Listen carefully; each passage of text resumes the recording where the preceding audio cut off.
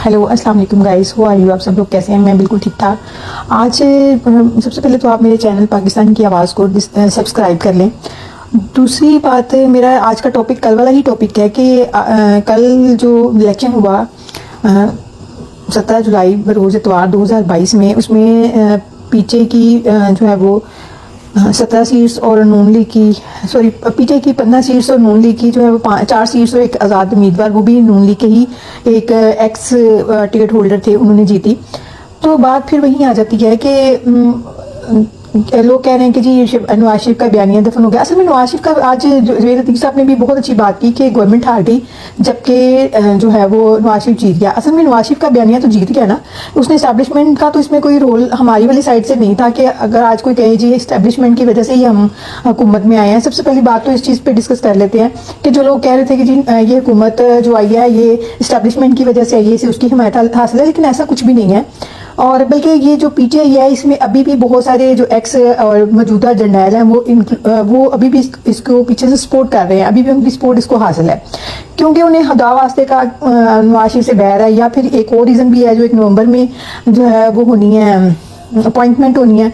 तो जो लोग उस अपॉइंटमेंट में चीफ जस्टिस ऑफ पाकिस्तान के कैंडिडेट बनना चाहते हैं या बनना चाहते हैं चीफ जस्टिस, उनका एक मेजर रोल है ताकि ये हुकूमत जाए और जो अपॉइंटमेंट है वो उनके हक में हो जाए या वो अपॉइंट हो जाए।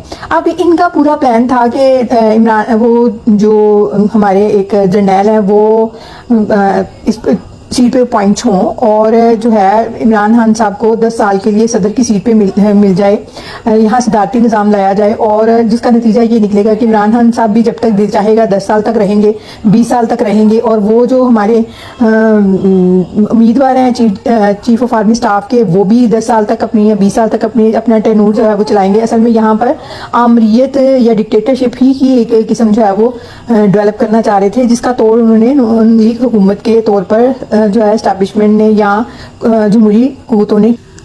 हाँ जी, जो आज जवेद लतीफ़ साहब ने बात की तो बात वही है, उन्होंने उसमें पूरी बात की वजाहत कर दी कि सबसे पहले उन्होंने कहा जी नवाज शरीफ जीत गया और हुकूमत हार गई। डैट्स मीन के जो हुकूमत थी, नवाज शरीफ साहब नहीं चाहते थे कि हुकूमत जो है वो इत्मीनान के जरिए ली जाए। ये कोशिशें तो पिछले 2 सालों से हो रही थी कि इसी पे ये जो हुकूमत है इस हुकूमत को तो नहीं, इसी असम्बली को कंटिन्यू किया जाए और ये 5 साल की अपनी मुद्दत पूरी करे। अब उन्हें डराया किस तरह जा रहा था? जो बात जवेद लतीफ़ साहब ने कही वो इस तरह जो है वो डराया जा रहा था कि नवंबर में एक अपॉइंटमेंट होनी है जिसमें जो वो जर्नैल जिन्होंने इमरान खान को यहाँ पर लेकर आया या एक हीरो बनाया, वो चीफ ऑफ आर्मी स्टाफ बनना चाह रहे थे। अब उन्हें जो नून लीग है और पीपल्स पार्टी है, इसको ये डराया गया, पीडीएम को ये डराया गया कि वो जो है वो चीफ ऑफ आर्मी स्टाफ बना दिए जाएंगे और फिर 10 साल के लिए यहाँ प्रेसिडेंशियल जो स्टेट ऑफ गवर्नमेंट है वो ले आएंगे, जैसे कि अमेरिका में है। तो वो इमरान खान साहब को प्रेसिडेंट बना दिया जाएगा, जिसके बाद हम लोग बिल्कुल ये जो जमहूरी कुव्वतें हैं या जमहूरी सियासी जमातें ये बिल्कुल स्टक हो जाएंगी और इनका जो पाकिस्तान में रोल बिल्कुल खत्म हो जाएगा। इनके ऊपर जो है वो जाहिर है इमरान खान साहब वो जर्नैल है वो इनके ऊपर ऐसे वो बनाएंगे, केसेस बनाएंगे कि ये अपनी जगह से हिल नहीं सकेंगे, या तो ये पाकिस्तान से बाहर चले जाएंगे या सारी जिंदगी अपनी जेलों में काटेंगे।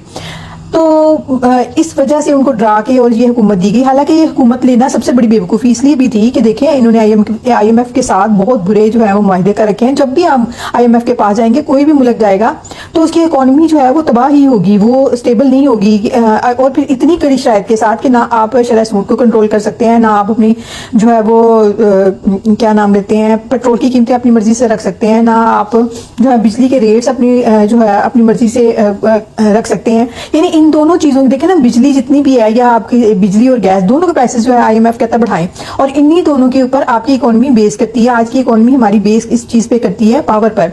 बिजली और गैस से हमारे कारखाने चलते हैं, कारखानों से फिर प्रोडक्शन आती है, इकोनॉमी ग्रो करती है।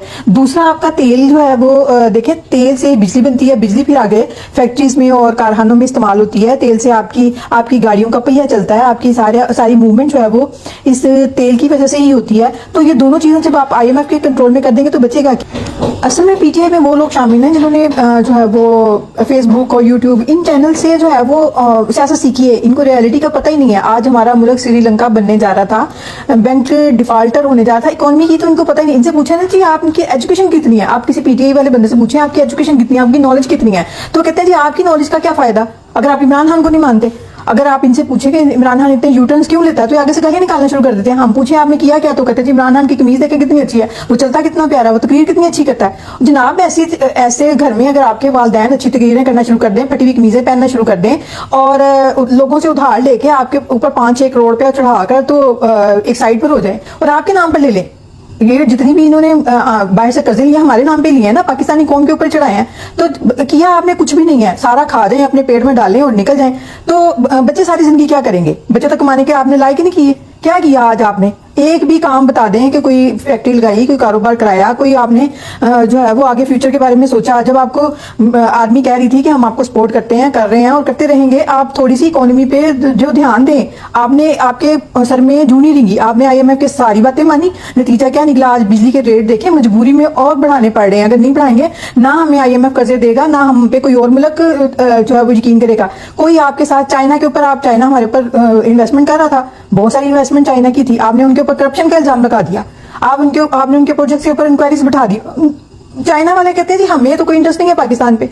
आज अगर हमारा ये ग्वादर पोर्ट बन चुका होता तो हम UAE और बहुत सारे ऐसे ममालिक जो कि इंपोर्ट एक्सपोर्ट के लिए जिनके साहल इस्तेमाल किए जाते हैं, पोर्ट इस्तेमाल किए जाते हैं, उनसे बहुत आगे निकल जाते, क्योंकि हमारे पास सबसे शॉर्टकट रास्ता है ये ग्वादर पोर्ट और जो है वो गर्म पानियों का समंदर है हमारे पास। यानी पूरा साल यहाँ पर बर्फ नहीं जमनी, यहाँ पर आमदरफ जहाजों की होती रहनी है। तो लोगों ने वहां पर ग्वादर में इन्वेस्टमेंट करनी शुरू कर दी थी। एक पूरा हम लोगों की सोच थी, जो पढ़े लिखे लोग हैं जिनको इल्म है कि हमारा मुल्क कहाँ किस जगह पे चला जाएगा, कहाँ तरक्की करके हम जाएंगे। लोगों ने चाइनीज सीखना शुरू कर दी, लोगों ने जो है वो अपने कारोबार में को ग्वादर में शिफ्ट करना शुरू कर दिया। आज आपने ग्वादर बंद कर दिया, CPEC बंद है और हम तबाही के धाने में खड़े हैं, लोगों से कर्जे मांग रहे हैं। नवाज शरीफ का क्या विजन था कि हम चाइना से दोस्ती करें और तरक्की करें। बहुत सारे लोगों का ये सवाल है कि नवाज शरीफ का हर कसूर क्या था, उसको किस चीज की सजा मिली जी, उसको CPEC की सजा मिली।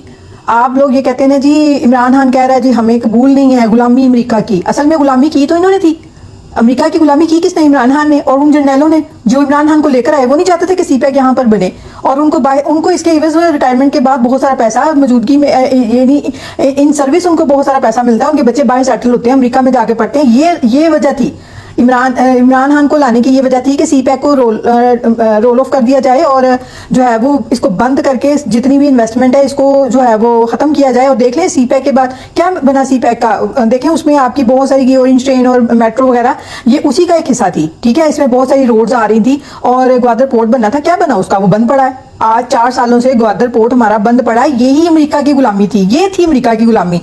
आप लोग जो है वो गुलामी गुलामी गुलामी। आज अगर ग्वादर पोर्ट बना तो हमें क्या जरूरत है IMF के पास जाने की। जब नवाज शरीफ ने IMF को खैर बात कह दिया, अल्लाह हाफिज कह दिया, तो चाइना की इन्वेस्टमेंट आई थी। इन्वेस्टमेंट और चीज होती है, कर्जा और चीज होती है। चाइना से हम इन्वेस्टमेंट ले रहे थे और वो इन्वेस्टमेंट यहाँ कर रहा था, हमारी चीज बन रही थी, कोई नहीं, तो मुश्किल हालात थे। आने वाले वक्त में हम एक सुपर पावर चाइना ने बनना था, हम उसका साथ देते।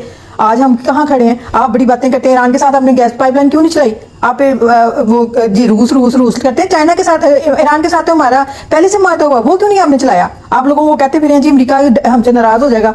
जब फ्रांस की बारी आई थी, उसके सफीर को सिर्फ निकालना था, तो आपने कहा जी हमारी एक्सपोर्ट इंपोर्ट बंद हो जाएगी, तो हम तो वहाँ के सबसे ज्यादा एक्सपोर्टर हैं, वहाँ भेजते हैं यूरोप कंट्रीज में, तो वो बंद हो गया तो हमारी रोटी रोजी। यानी आपका कर्जा बंद हो जाना था ना। असल में जो आप कर्जा ले लेके अपनी जेबें भर रहे थे वो बंद हो जाना था। कहाँ गया बताएं कौम को, 20 अरब डॉलर कहाँ गया। नवाज शरीफ तो खा गया, वो चोर था, वो लुटेरा था, जरदारी भी लुटेरा था। आपने कहाँ किया वो 20-25 अरब डॉलर, वो बताएं पहले कौम को, फिर बात करें अगली जी ये बात है या वो बात है, गुलाम है तो फलान है। ये लोगों को बेवकूफ, आप यूथियास को बना सकते हैं, बाकी कौम को आप बेवकूफ नहीं बना सकते। ये जो नैरेटिव आपने बिल्ड किया ना, ये गलत नैरेटिव बिल्ड किया। क्यों आपने CPEC नहीं बनने दिया, क्यों ग्वादर पोर्ट नहीं बनने दिया आपने, क्यों वो बंद करवाया आपने पहले धरना ही 2014 में इसलिए दिया था कि चाइना वाले हमारे पाकिस्तान में आगे इन्वेस्टमेंट ना कर दे।